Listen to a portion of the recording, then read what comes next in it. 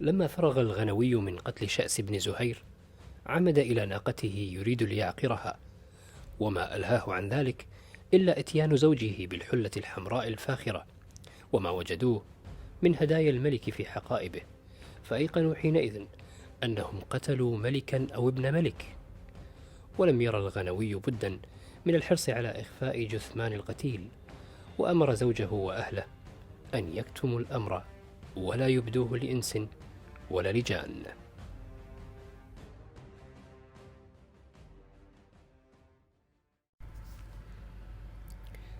نجد، ماوان. فزعت كلاب للحارث بن ظالم في ليلة باردة من ليالي الربيع، وجعلت تنبح وتعوي حتى استيقظ الحي من نباحهم. وفزع الحارث من نومه وقام يريد ليعرف الخبر، فلما خرج من بيته علم أن الكلاب تجاوب عواء بعيدا، ونهضت معه بعض نسائه، وقد توجسن أن يفترسهم وكلابهم ذلك الوحش الذي يعوي. ولما رأينا الحارث خارجا في طلب صاحب العواء قلنا له: أجدك حاري تطلب الوحش وأنت أعزل لا سلاح عندك؟ فلم ينبس عندها الحارث بكلمة، وخرج وهو لا يلوي على شيء، والجا في غمرة ظلام الليل مشي الرجل في الضحى، حتى إذا ما اقترب وكاد يدركه صاح الحارث: لبيكم لبيكم، وحللتم أهلا ووطئتم سهلا. نجد، مجلس الملك زهير. اجتمعت وجوه غطفان عند زهير بن جذيمة، وهو مهموم ومطيل الفكرة في أمر شأس، فقد أيس القوم من قفوله، وظلوا يتساءلون أي شيء قتله. والملك عند ذاك صامت لا يتكلم، حاضرة أذناه، غائب قلبه. وظل غائبا حتى تكلم رجل يقال له خراشة بن عمرو، فقال: لا أخشى أن يقتل شأسا رجل في معد كلها ما استثنينا السبنتيين. فقال له مالك بن زهير: وما السبنت يا ابن عمرو؟ فأجابه: السبنت النمر، هو ذلك الوحش الأرقط، وهو من أحذق الوحش في صيد طريدة، وهو حين تأمره نفسه بالكر والإقدام يقدم ولا يبالي بالعاقبة. والناس تشبه الرجل الشجاع الذي يطلب همه ويذهل عن العواقب بالسبنتا. فقال مالك: ومن أردت بالسبنتيين؟ قال خراشة: سبنتيا معد، خالد بن جعفر العامري ولقيط بن زرارة الحنظلي. ثم استدرك خراشة على كلامه وقال: لا أظنهما قاتليه، فأما خالد فمنفي مع قومه آل جعفر بنجران بعدما أصابوا دما في بني عمهم بنجد، وأما لقيط فقد انقطع إلى كسرى وبلاد العجم، فكلا الرجلين بعيد عن شأس. قال عمارة بن زياد: أولم ينمي إلى علمك يا ابن عمرو أن لقيط بن زرارة ترك ديار العجم وهو الآن في قومه ودياره؟ ثم قال مالك: ولقد سمعت أنه تمجس ودخل في دين العجم، وصار يعظم النار، وسمى ابنة له اسما أعجميا غريبا. تعجب من هذا قيس بن زهير وقال: وما اسم ابنته يا مالك؟ أطرق مالك ساعة وقال بعد جهد: دخنس، دختس، دختنوس، نعم اسمها دختنوس، وما علمي بمعناه. ثم سكت ففكر فقال: أي قيس، إن صدق ظن خراشة أتظن لقيطا يقتل أخانا؟ أم ربما كان خالد القاتل ونحن عن أمره غافلون؟ فقال قيس بعدما فكر وقدر، وكل المجلس ينتظر جوابه، واثقين برأيه وذكاء لبه: هذا الكلام قليل نفعه يا مالك، طول النظر والفكرة لا يثمران إلا الرجم بالغيب، ولا ينبيك مثل الخبر، فإن الخبر أنفع من النظر. فقال عمارة متعجبا: ومن يأتيك بالخبر يا ابن زهير؟ فأجاب: أنت يا عمارة. فقال عمارة: ويل أمي، وأن لي ذلك؟ فقال زهير: أيعجز بنو زياد عن بعث بائعين إلى أحياء معد وبائعات؟ فقال عمارة: وما للبائعين والبائعات ولخبر شأس؟ قال قيس: إذا ما قتل شأس فإن قاتله لا محالة سلبه متاعه وما تضمنه من هدية الملك والحلة الحمراء التي اكتساها، وإن قاتله لا بد يبيع ما غنمه من شأس. فقال عمارة: يا قيس، لن يبيع الحلة الحمراء إلا من ذهب عقله، فهو عندئذ مفتضح أمره وقاتل نفسه بيده.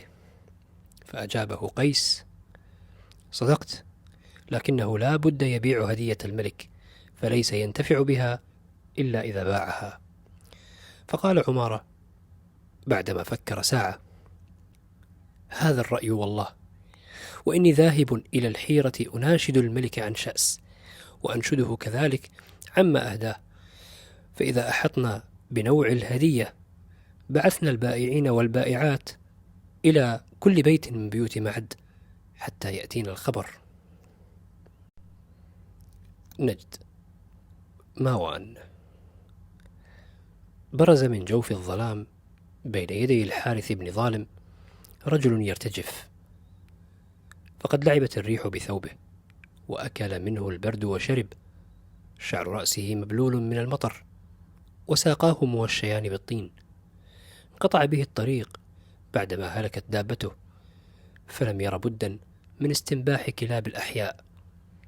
اصطحبه الحارث معه إلى بيته وأوقد له النار ليصطلي ويدفى، وأتت له نساؤه بلبن وأتبع اللبن بالثريد، وهيأ الحارث فراشه ولحافه حيث نام. ولما أصبح الصباح استيقظ الرجل المستنبح على صوت قرع متتابع وماء جلس، حتى أتاه الحارث فقال: عمت صباحا يا جار، هلم معي أدلك على الحمام. فخرج فإذا القرع المتتابع صوت مجزر عروة الصعاليك، حيث يقطع لحم جزور ويعد الطعام لأهله، وهو يتقلب بين مجزره والقدور، فبعضها للطهي وبعضها لتدفئة الماء شديد البرودة حتى لا يضام الناس في شربه. فأتته وهو كذلك جاريته التي سباها حديثا من غزوة مزينة، أم مالك، ولقد تبنى عروة ابنها مالكا ونسبه إليه، كما صنع مع حسان وأمه. رأته في طهيه وشغله والناس نيام، فكادت تخرج من جلدها ودقت صدرها بيمينها، وقالت لها نفسها: أهذا الفارس الذي فعل ما فعل بخصمه حديثا؟ ولما همت بمعاونته أحجمها مخدم الحارث بن ظالم والرجل الغريب الذي أجاره، إذ استحت منهما واعتريا عروة وهو ساع بين قدره ومجزره. رأى الضيف الغريب فتهللت أساريره وأشرق وجهه واستقبله فأحسن استقباله، فقال: عمت صباحا يا جار، وأكرم بك فإنك أول القراء. ولمح أم مالك من بعيد وهي متعجبة، فابتسم في وجهها وابتسمت، وما إن انطفأت البسمة على وجه عروة حتى احتشد الناس بين قدوره ومجزره، وقدم لهم الطعام. ثم لما فرغ من الناس كاد يهلكه الظمأ، فعمد إلى قدر ماء الشرب فلم يجد فيه شيئا، فعمد إلى قربة بها الماء البارد، فجعل يحسو منه حسوا من شدة البرد، وأكل كسرة خبز من مرق الجزور وبضع تمرات.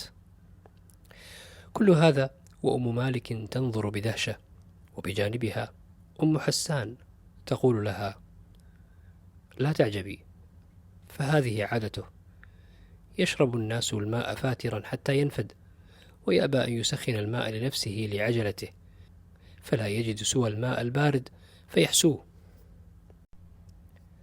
بلى، إن عروة قليل التماس الطعام والشراب لنفسه، وهمته مصروفة للعمل دائما، فأن له أن ينتظر تسخين الماء وقد نزل عندهم ضيف في الكنيف.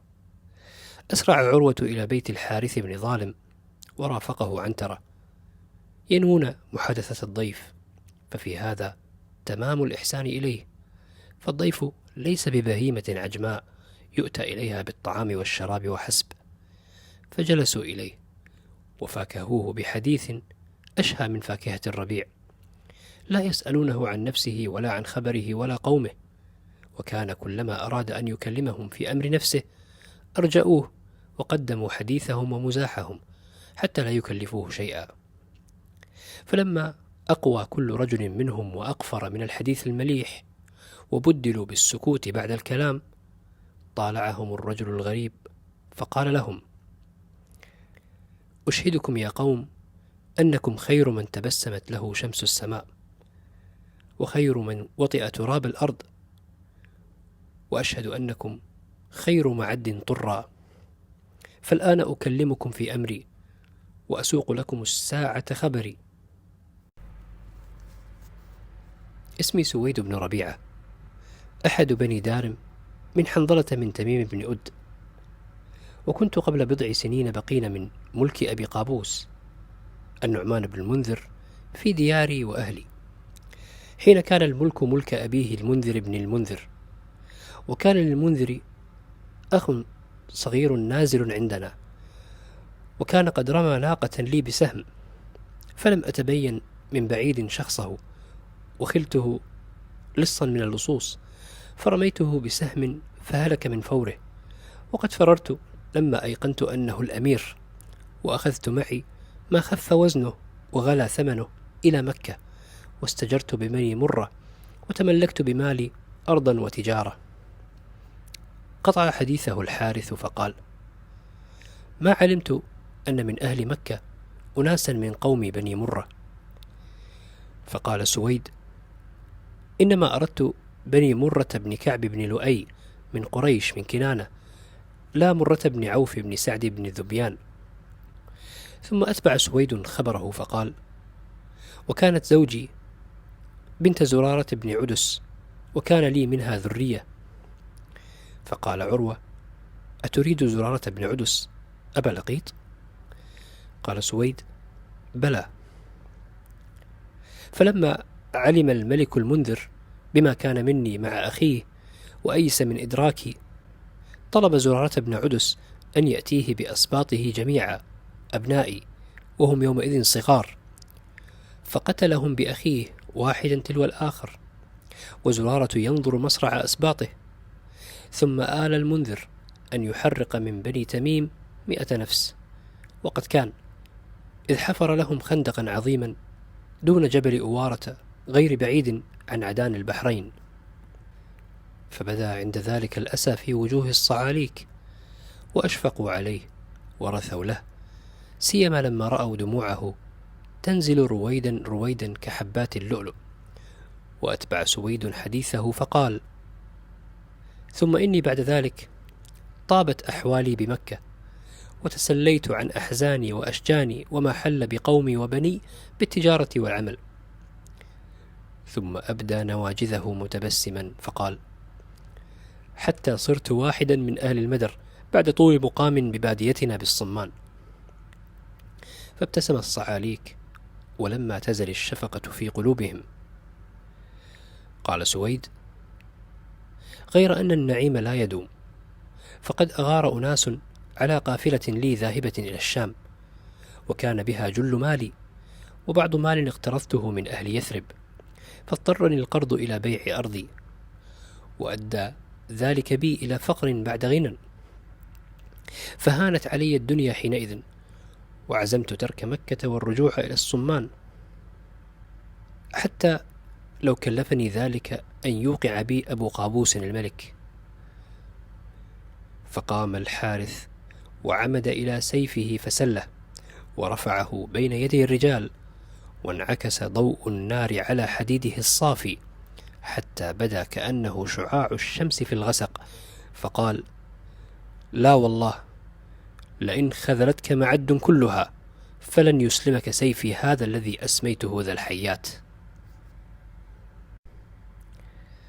ثم سأله عروة عن قافلته التي أخذت، فوصفها له سويد، فعلم عروة أنه ما أغار على قافلة سويد إلا عروة ومن معه من أهل الكنيف. فانطلق عروة ولم يرجع إلى سويد إلا وقد ساق له أموالا تعدل قافلته المأخوذة منه وزيادة، وأخبره بالأمر. فلما وجد ذلك سويد ورأى من الصعاليك نصرتهم وسماحتهم وقع على الأرض مغشيا عليه، فلما أفاق بكى بكاء شديدا، وتركه عروة إلى بيت أم مالك، حيث استلقى على الفراش وهي تنظر إليه، وقد تقارع في قلبها الدهشة والفخر اللذان يشعان من عينيها. فأنشدها عروة: سل الطارق المعتر يا أم مالك، إذا ما اعتراني بين قدري ومجزري، أيسفر وجهي إنه أول القرى، وأبذل معروفي له دون منكر.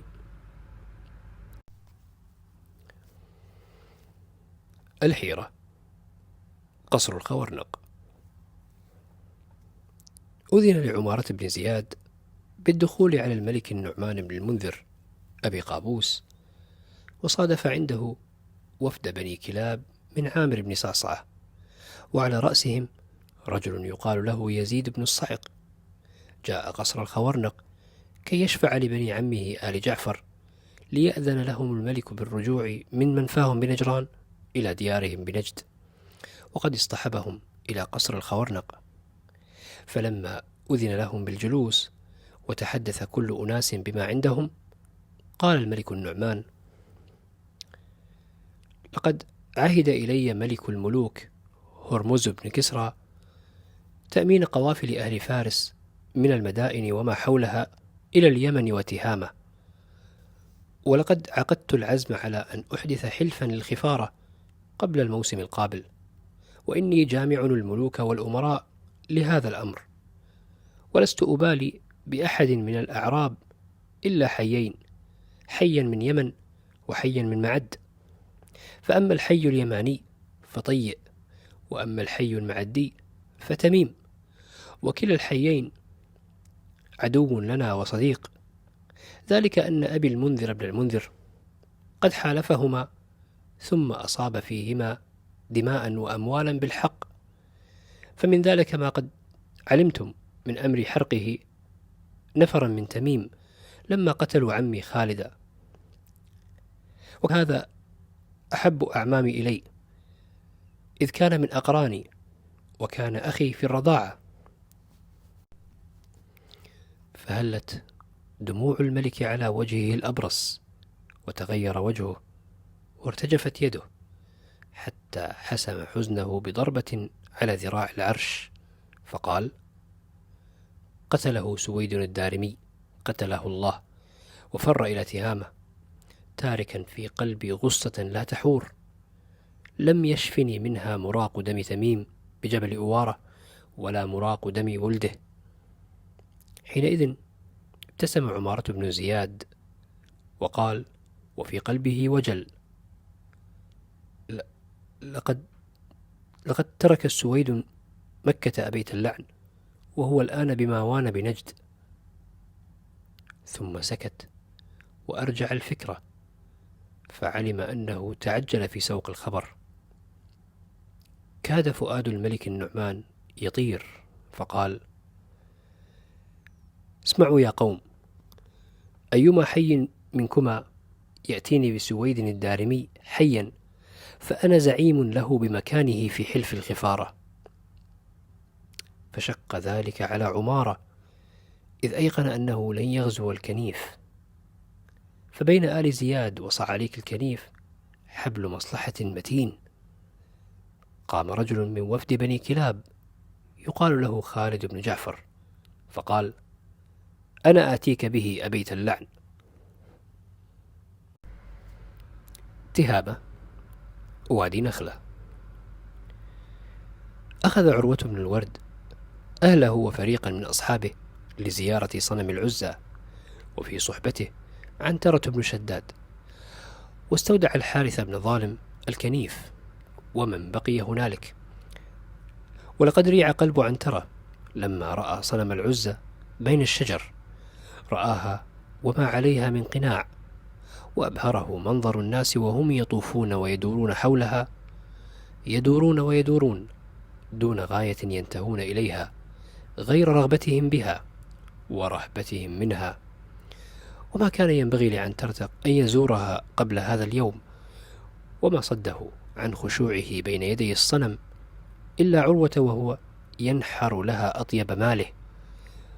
وما رضي عروة حتى نحر معهم مطيته، ولم ير عنترة بدا من أن يهب الصنم سيفه الهندي، ودعا دعاء خفيا أن يرزق العتق ونصرا في الوقائع مؤزرا، وعشق امرأة يحبها وتحبه.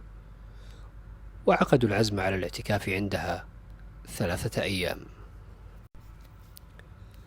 نجد. ماوان. استيقظ الحارث بن ظالم صباحا على منظر حمولة لسويد بن ربيعة، فقد هم بالرحيل إلى ديار أهله بالصمان، وهو ناظر مقدم عروة ومن معه ليصحبوه في طريقه إلى دياره ابتغاء تأمينه. فقال الحارث: أجدك يا سويد تبين؟ كأني بالملك أبي قابوس وهو باعث إليك رجاله ليأخذوك. قال سويد: يا حاري، قد أخبرتك بمألكة صهري لقيط بن زرارة إلي أنه طلبني أن آتيهم، ولقد أبلغته رسالة أني في عيش طيب مع هذا الحي من غطفان، وذكرت له أمرك وأمر عروة، فكل بني دار يشكرون سعيك، فاتخذهم يا حاري لمصيبة تلم أو لنوبة تحل، فإن الدنيا يخلف طعمها كما يخلف طعم الماء، وإن كان الماء بالأمس صافيا. وأما ما ذكرت من خوف الملك أبي قابوس فإن الموت جعلت فداك لا مدفع له، وهو زائرنا لا محالة، وإن تحصنا بين الثريا والسماك الأعزل. عند ذلك سطع غبار بعيد عرضا، فشامه الحارث بن ظالم، ولما علم أنها غارة أسرع إلى ساحة الكنيف ودعا: يا لغطفان، يا لغطفان، وأسرع إلى سيفه ذي الحيات وسابغته ومجنه، وأمر سويدا أن يختبئ في البيت، فأنف سويد أن يبقى مع النساء والصبية. فبرزوا للغارة وتقابل الفريقان، وكان عميد الغزاة خالد بن جعفر برز والدرع يعكس شعاع الشمس كأنه البرق يمشي على الرجلين. فقال: بني غطفان، أخيركم بين خلتين، إما أن تسلموا سويدا فقد طلبه الملك السعيد أبو قابوس النعمان بن المنذر، وإما أن تطحنكم رحى بني عامر. فقال الحارث بن ظالم: من الرجل؟ قال خالد: أنا خالد بن جعفر بن كلاب. فذكره الحارث ثم أجابه: اعضد ببظر العزى أنت ومن بعثك. فكر الحارث عليهم غير مذمم، وكر معه الرجال، غير أن عامرا كانوا أكثر عددا وعدة، إذ أن شطر أهل الكنيف لما يرجعوا بعد إلى ماوان من زيارتهم بوادي نخلة.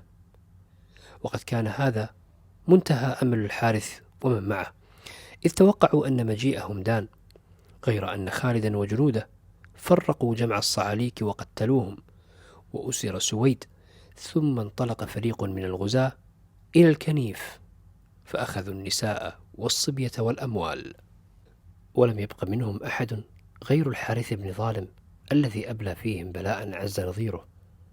وانتهى به المآل إلى منازلة طويلة بينه وبين خالد بن جعفر.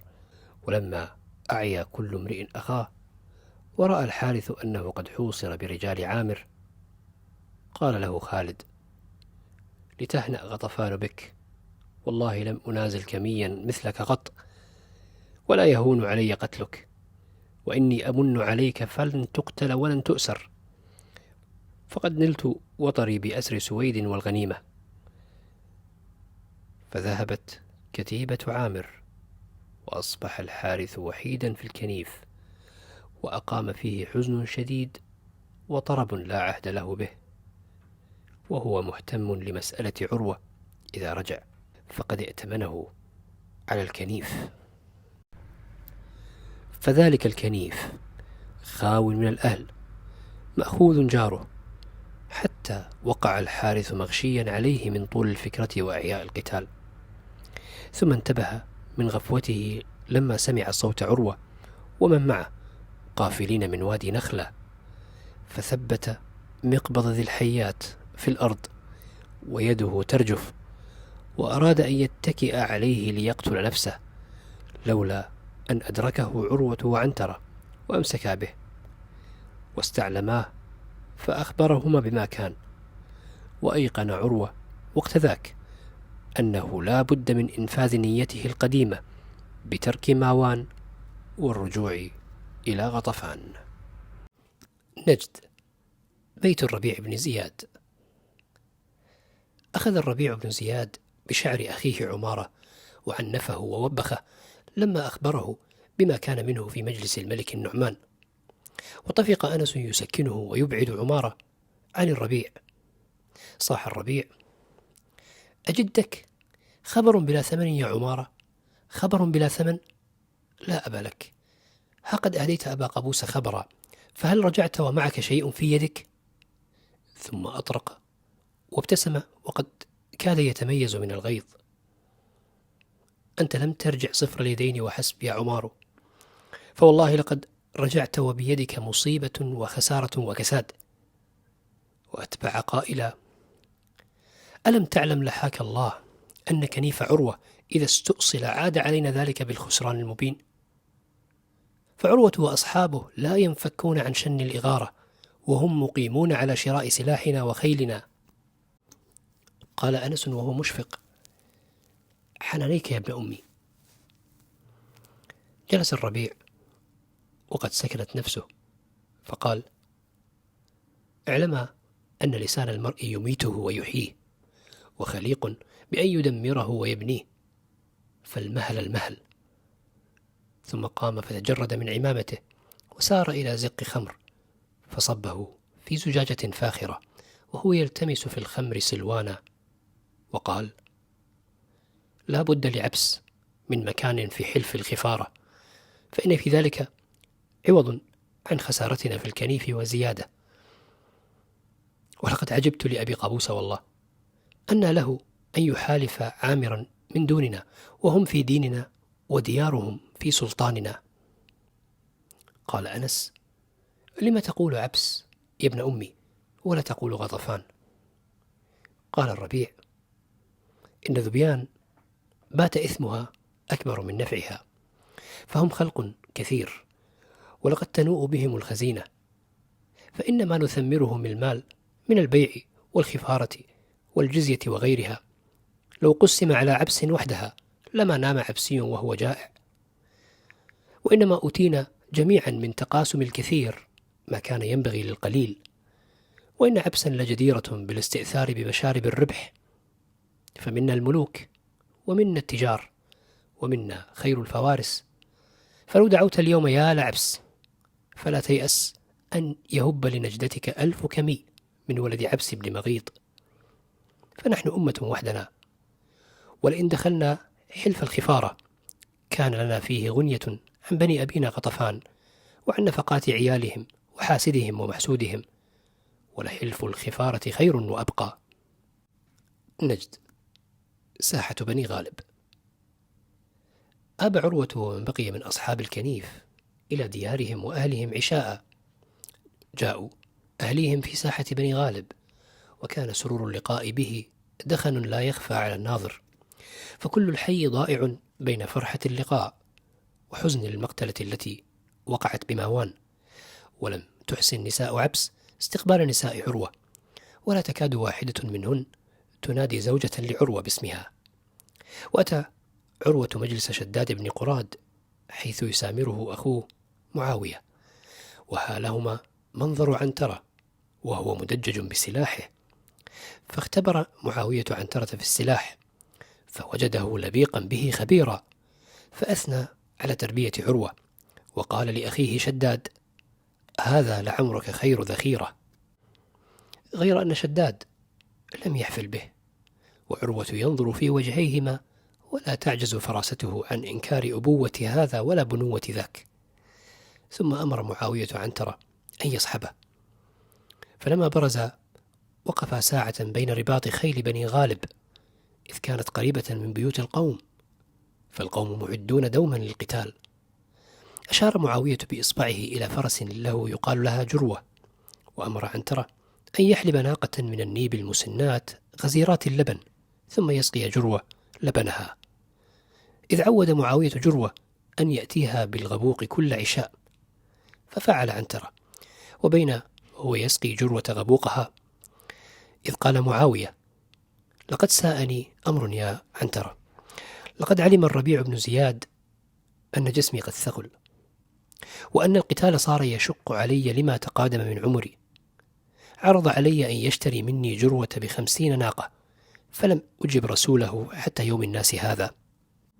ثم نظر إلى عيني جروة وقال: ألا يعلم ابن زياد أني من حبي لجروة لم أعرها يوما لأحد، وأني لا أتركها ترود، وأني منعت عنها المهار حتى لا يضربها فحل فتضعف من الحمل والإنتاج والرضاعة، وغدت ملعونة بمحروم الشراب، وأني لم أسرحها قط في مرعى، وأني أربطها بكل الأصبرة وكل جل كي لا تسرح، وأني أطعمها غبوقها من لبن كرائم النوق النيب، فهل مثلها يباع أو يعار؟ أم صار الناس ينكرونني بعدما عم رأسي الشيب؟ ثم التفت إلى عنترة وقال: ألكني يا عنترة إلى الربيع رسالة إذا صادفته الليلة، وأهده كلمتي هذه: فمن يك سائلا عني فإني وجروة لا ترود ولا تعار، مقربة الشتاء ولا تراها، وراء الحي يتبعها المهار، لها بالصيف أصبرة وجل، ونيب من كرائمها غزار. فقال معاوية: أحفظتها يا عنتر؟ قال عنترة: بلى قد حفظتها. فقال معاوية: أعدها لأطمئن. فلما أعادها عنترة أعجب به معاوية أيما إعجاب، وأثنى على تربية عروة، وقال: أي عنترة، إذا طال عمرك فسيكون لك شأن غير شأنك اليوم. الدهناء الجفار.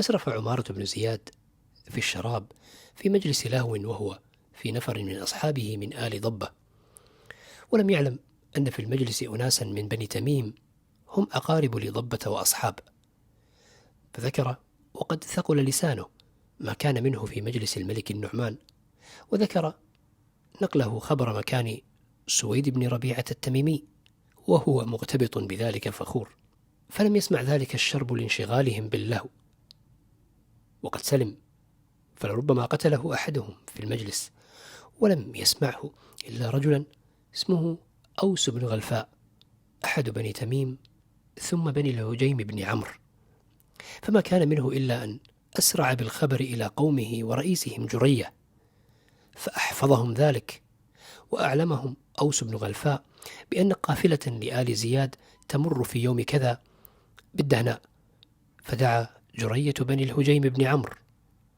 لشن الإغارة على قافلة آل زياد. الحيرة. قصر الخوارنق.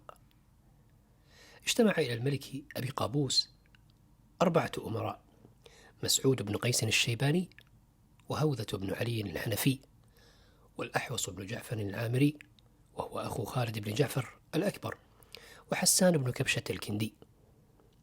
وجيء بسويد بن ربيعة التميمي بين يدي الملك، وأمر بضرب عنقه، وطلب السيف الذي صبغ بدم سويد، ثم قال: يا قوم، إني جامعكم اليوم لأمر عظيم.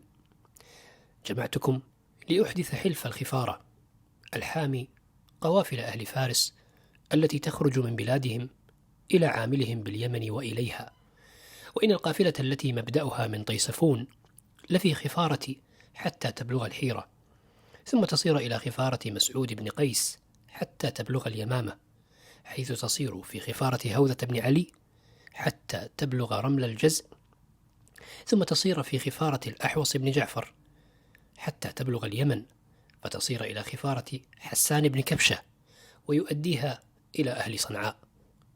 ثم أخذ دم سويد الذي على نصل السيف بإصبعه فلعقه. قال الملك: هلموا واحدا واحدا إلي، وليصنع كل امرئ منكم ما صنعت، وليكن هذا شعار حلفنا. فأسرع هوذة إلى السيف وأخذ من الدم بإصبعه ولعقه. وجاء بعده على وجل حسان ثم الأحوص، وفعلوا مثل الذي فعل هوذة وأبو قابوس.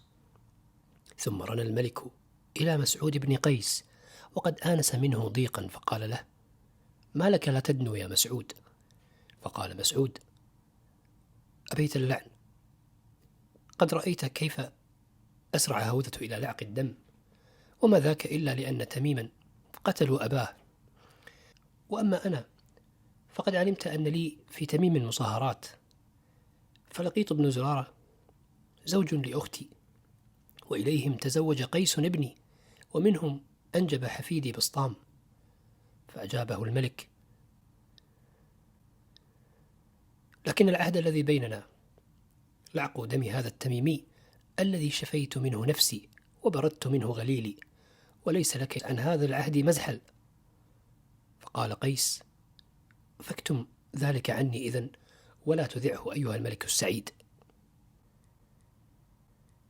نجد. بيت الربيع بن زياد. جلس الحارث بن ظالم إلى الربيع بن زياد شاكيا له كل ما وقع وما كان في أيام ماوان، ولقد تكفل الربيع به وبأهله، ودفع من ماله فدية نساء الحارث اللاتي سبين يوم غزت بنو عامر الكنيف، وأبى الحارث أن يقبل عطاء الربيع دون جزاء أو عمل، فاصطلح على أن يكون الحارث عونا للربيع في تجارته ورفيقا له في حله وترحاله.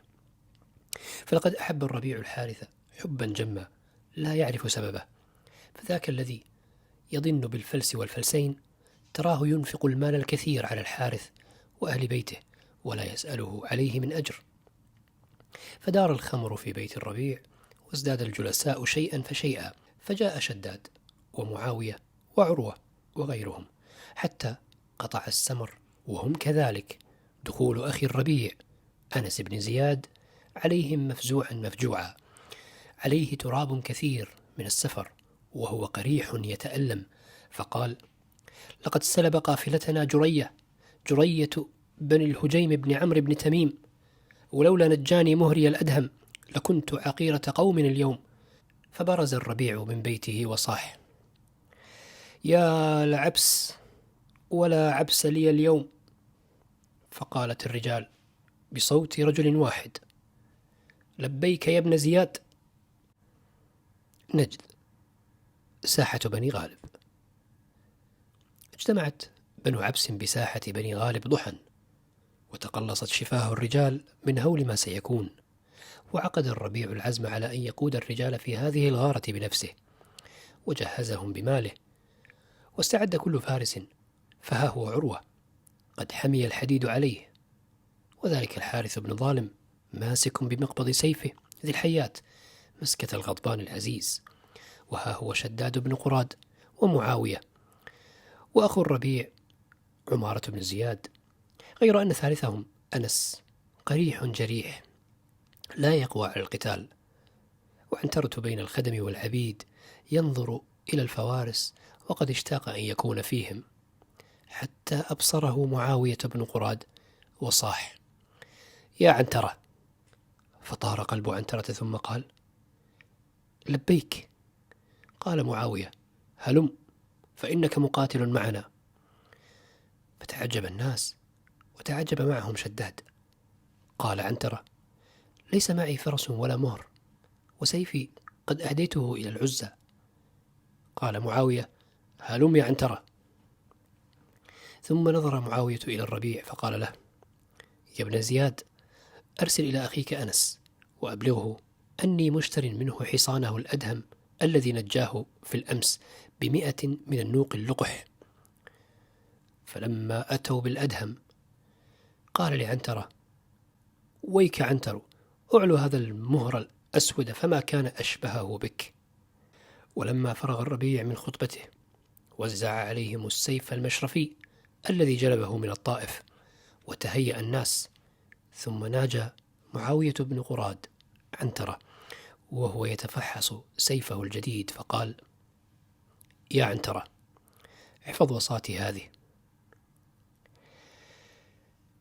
لئن بلغنا الدهناء لتلقين قوما أولي بأس، لتلقين هنالك هامة مضر وكاهلها الشديد تميم بن أد، فلا تطع النفس حينئذ وهي تنهاك عن التقدم في الكريهة خوفا عليك من لوامع السلاح الكثير، واعصها واحفز لبك للأمر المبرم، واختر لنفسك مكانا تعلو به كما تعلو مهرك هذا، وقدمه على الكتيبة وكر، ولا تخف وإن هو خاف وزور، وكن أنت مجن قومك وليكن لبان الأدهم مجنك، فإن لبان المهر ليس له بمقتل. الدهناء السمينة. برز جرية العمري لعبس صباح يوم عبوس لا تسمع فيه كلاما إلا تغمغم الأبطال، والتحم الفريقان، وأبلت بنو عبس بلاء لم ير قط، فكان عروة مفرق الجموع الأول، ولقد كان الحارث بن ظالم يقاتل قتالا هو أشد من العبسيين، وما ذاك إلا وفاء لصنيع الربيع بن زياد معه. وإن عنترة كر عليهم كمن اشترى الحمد بدنياه، فرحا بالصفقة مسرورا، قصد جرية العمري يريده ليفوز برأسه ويفرق جمع قومه، غير أن بني الهجيم بن عمرو تفطنوا له، فصده عن السبيل زهاء 5 رجال، يبارزهم عنترة بسيفه المشرفي، يصد عير رماحهم الشديد بنصل سيفه الذي قبض عليه بيد ملؤها أشاجع لا ترى فيها انتشارا، يرفع السيف ليضيء على رؤوس الأشهاد كأنه حجر العقيق، ليفلق به رأس واحد منهم، فلا يجد سائرهم بدا من طعن الأدهم في لبانه، وكان كلما طعن الأدهم زور وصد عنهم قابعا من ألم الطعان، والدماء تسيل من لبانه، فأصبحت الأسل كأنها أرشية أو أشطان بئر موكلة عن تجمع الدماء، أو كأنها عطشة من حر النار. ثم جعل القوم يدورون حوله يريدون ضرب مراكله، وعنترة ما يزال يديره حتى غدا منظرهم للرائي كأنهم يدورون حول صنم العزى دوارا، فما زال بهم عنترة يفر ويكر حتى صرعهم كلهم، وأخذ منهم رمحا شديد نصله، ثم قصد جرية ثانية، ورأى جرية منازلا عمارة بن زياد، وعمارة يبلي بلاء حسنا فيه، فحال دون عنترة ودون جرية أحد بني عمه وخاصته، فوكز عنترة عين حصانه فوقع على الأرض، واتفق ذلك مع وقوع عمارة من فرسه. فلما أراد جرية أن يجهز على عمارة تفطن لعنترة وانطلق إليه ليكشف الكرب عن مولاه، ولم تنفعه نجدته، إذ أبصر عنترة وقد أسرع إليه بالأدهم، فشك بالرمح صماخيه حتى صار رأسه في منتصف الرمح، وانفجرت الدماء على إثر الضرب من كل جهة في وجهه. فلما رأى جرية تلك الضربة الهائلة طار قلبه وكاد يقع من جواده، وجعل يصرخ وهو يفر، غير أن عنترة لما أيس من إدراكه ترجل عن الأدهم وتناول قوسه، وأخرج نبله من جفيره، وشد النبل بالسير الحميري، ثم تنفس وهو يرصد جرية المنهزم بعينيه، ثم أغمض عينيه وأرسل السهم، وقالت له نفسه: خليق أنت بهذه الرمية يا جرية، فإن مت وفقدت فأنت معذور، وإن وجدت لنفسك طبيبا أو راق ينفث عليك ويشفيك منها فأنت سعيد، وبكل أنت بطل شجاع نجيد، ولأنت أحق بالسهم من جفيري. فأصاب النبل كتف جرية الأيمن، وانكشفت غمرة المعركة، فاستردت عبس ما سلب منها وزيادة. وعلم كل أناس قدر أصحاب الكنيف وبأسهم في القتال، سيما ذلك العبد الذي يقال له عنترة. مد عنترة يده لعمارة بن زياد ليعاونه على الوقوف، فشخص عمارة إليه بعينين ملؤهما الازدراء والحسد، ودفع يده وقام وحده يلتمس أخاه الربيع. نجد، ساحة بني غالب. احتفلت عبس بالنصر والظفر، وجاءت الفوارس وقد اغتسلوا وتطيبوا، وصقلت الصياقل سيوفهم، فلا ترى فيها فلول الضرب، ولا ترى فيها فطارا. ووزعت الغنائم على الأحرار، فلم ينل عنترة منها نصيبا، وسمح لكل امرئ أن يقول كلمته ويرتجز من يرتجز. ولما عادت الفوارس إلى بيوتها، ولم يبق في الساحة إلا القليل، أكثرهم نساء وأطفال وإماء وعبيد وخدم، توسطهم عنترة، وصار يحكي لهم بلاءه بالسمينة، وظل يحكي ويحكي حتى قال لهم: اسمعوا كلمتي يا قوم. فأنشد وهو يشير بإصبعه إلى حصانه الأدهم: جعلت بني الهجيم له دوارا، إذا يمضي جماعتهم يعود، إذا تقع الرماح بجانبيه تولى قابعا فيه صدود، كأن رماحهم أشطان بئر لها في كل مذلجة خدود، تركت جرية العمري فيه شديد العير معتدل سديد، فإن يبرأ فلم أنفث عليه، وإن يفقد فحق له الفقود، وهل يدري جرية أن نبلي يكون جفيرها البطل النجيد. فطرب القوم لحكايته، وانتشوا لقصيدته، ولم يعلموا أن عنترة يقول الشعر قبل هذا اليوم. فاتفق أن عمارة مر بجانبه وهو في رعيان إبل له من الأحباش، وعمارة في كامل درعه وأداته، وعنترة يومئذ غير متسربل بالدرع، فأمر رعيانه أن يمسكوا بعنترة، وسل عمارة سيفه ليقتله صبرا، ففزع الناس وهربوا من الساحة. ثم لما هم عمارة بضرب عنترة بالسيف، تجللته امرأة حسناء حالت بين عنترة وعمارة، ودافعت عن عنترة. تلك هي سهية، جارية لشداد بن قراد، حسناء طفلة. شخص إليها عنترة في هذا الموقف، فريع قلبه من جمالها وشجاعتها، فلقد ذكرته بظباء عسفان، بل بصنم وادي نخلة، بل هي أجمل من كل شيء رآه بتهامة وغيرها.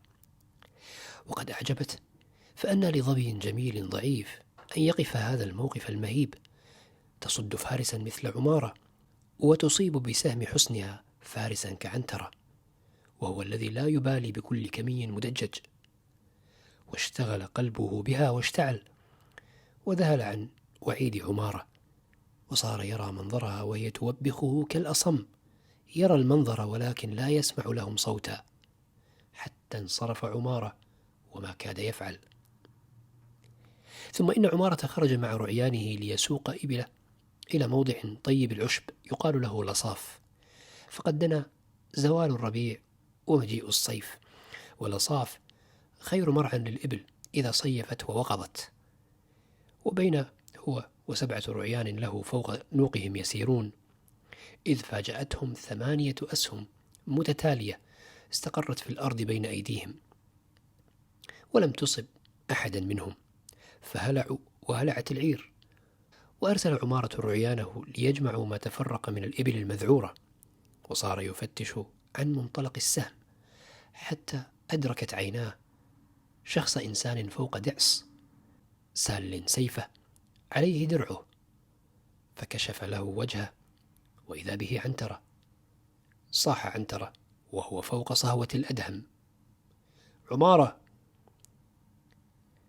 ما جئت لأقتلك، فأنت والله دون هذه المكانة العلية، ولكن تعلم أنني لست عاجزا عن قتلك، لكن جئتك بقول أهديه إليك فاسمعه. أحولي تنفض استك مذرويها لتقتلني، فها أنا ذا عمارة، متى ما نلتقي فردين ترجف روانف إليتيك وتستطار، وسيفي صارم قبضت عليه أشاجع لا ترى فيها انتشارا، وسيفي كالعقيقة وهو كمعي سلاحي لا أفل ولا فطارا، وكالورق الخفاف وذات غرب ترى فيها عن الشرع زورارا، ومضطرد الكعوب أحص صدق تخال سنانه في الليل نارا، ستعلم أينا للموت أدنى إذا دانيت بالأسل الحرارا. ثم ابتسم باستهزاء وقال: ولا الرعيان في لقح 8 تهادنهن صرا أو غرارا، أقام على خسيستهن حتى لقحن ونتج الأخر العشارا، وقضن على لصاف وهن غلب ترن متونها ليلا ضؤارا، ومنجوب له منهن صرع يميل إذا عدلت به الشوار. فأشار بإصبعه على جرح قديم له من أيام الكنيف وقال: أقل عليك ضرا من قريح إذا أصحابه ذمروه سارا، وخيل قد زحفت لها بخيل عليها الأسد تهتصر اهتصارا. نجد. منعج. عرضت بائعة 1000 ناقة لشراء حلل الملوك التي وجدتها عند امرأة الغنوي الذي قتل شأس بن زهير، ورأت البائعة أن المرأة تكاد تخرج من جلدها من السرور بالصفقة، فقالت البائعة: أجدك يكون منك كل هذا السرور؟ إذن لأزيدنك، وإلا كتبت في اللئام، والله لأعطينك بالحلل 2000 ناقة، فهي من أجود ما وجدت وأفخره. ولما رأت البائعة أن المرأة تكاد تقع مغشيا عليها من الطرب، قالت لها: ويل أمك، لم أرى قط إنسانا فرحا كفرحك بهذه الصفقة. ثم جعلت البائعة تتفحص الحلل وهي تقول: هل لك في 3000 ناقة إذا خبرتني من أين ابتعت هذه الحلل كي أبتاع مثلها لأبيعها في الموسم القابل؟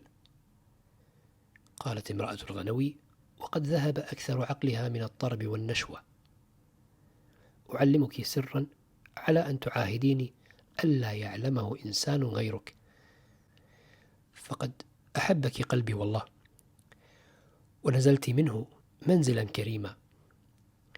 قالت البائعة: أعاهدك، فهاتي سرك، فلست مطلعته على أحد، ولا يكونن سرك على صخرة تعي راكبها. نجد. بيت الربيع بن زياد. كان الحارث بن ظالم في سمر في بيت الربيع بن زياد، حين قال له الربيع: يا حاري، أذكرت لك أن أبا قابوس قد استزار وجوه غطفان، وأنه طلب أن يأتي رسول من كل بطن من بطونها، فلقد اخترت عقبة الأشجعي رسولا لبني أشجع، وخالي سلمة بن خرشب رسولا لبني أنمار، وجعدة بن كلدة رسولا لبني عبد العزة، وإني رسول بني عبس، واصطفيتك يا حاري من ذبيان لتكون رسولهم. ولما رأى الربيع تغير وجه الحارث سأله: ما لك يا حاري؟ قال الحارث: إني والله لأبغض ذلك الملك لما كان منه معنا مما علمت. فقال الربيع: يا حاري، الناس كذلك منذ عهد عاد، بين ظالم ومظلوم، وما من مظلوم إلا وهو ظالم، وما من ظالم إلا وهو مظلوم، وإن لك في اسم والدك العبرة. فضحك الاثنان، وأتبع الربيع: إن يك أبو قابوس ظالما اليوم فقد مسه الظلم في الأمس، وليس عزيزا على الله أن يجعله في الغد مظلوما. إن للزمان تقلبات لا يستهين بها إلا الغر المغمر، وليس الأكارم متحصنين عن ريب الزمان. ثق بالزمان وصرفه، وفوض إليه أكثر أمرك إذا عجزت، وصمم إذا أنت قدرت. وبين هم في حديثهم إذ دخل عليهم أنس بن زياد وقال لهما: جئتكم بالبشرى، فلقد أحطنا بقاتل شأس بن زهير علما. الدهناء الجفار. كان عمارة بن زياد يلعب الميسر في بيت نفر من أخلائه من آل ضبة على صوت غناء القيان، وقد أكثروا من الشراب، حتى أن بعضهم يغشى عليه ثم يستفيق بقولة هاتي لساق الخمر. ولما اشتعل التنافس بينهم في الميسر وخسر سهم عمارة خسارة بعد خسارة، وهو يشتم خندف قبيلة قبيلة، ويذكر ما أذاقته عبس تميما يوم السمينة، وشتم كنانة وأسد وهذيل بن مدركة والرباب ومزينة وضبة، ورماهم بالهوان والذل، فما كان من أخلائه إلا أن سلوا سيوفهم وطعنوه طعنات ليس منها ما يرقع.